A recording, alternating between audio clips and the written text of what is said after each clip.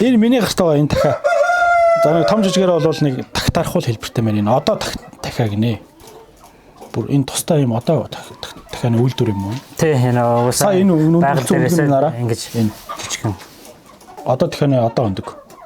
Гэтэ яг дахиад өндөгтэй адилхан юм шүү дээ. Тий хүнсэндээ ийм жижиг яг нэг тагтаархуу. Гэтэ их дүлгөө юм аа тий. Тий. Мухааш маш байхгүй. За түрүүнд тэр нуугссан иржсэн чи тэнд нэг сонирхолтой юм яриглаа шүү дээ. 2 сарын дотор би гүйцэтгэдэг юм байна. Тэ?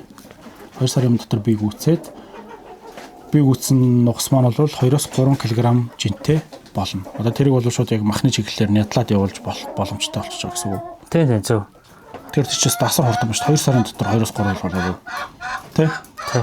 Нугас маань өдөр болгон өндөлнө. Жилийн 365 хоног байгаад нугас маань бол 200-аас 250 өндөг гаргах чадaltaй. Тэгэхээр тэр гарсан өндөг болгоныг дэгдэхээ болгож чадах юм бол гарсан дэгдэхээ маань 2 сар болоход 2-3 кг түүнээс жилийн мах гарах. Дахиад 200 кг мах жилд өгдөг гэсэн чинь нугас ч бүр дахианаас өндөр.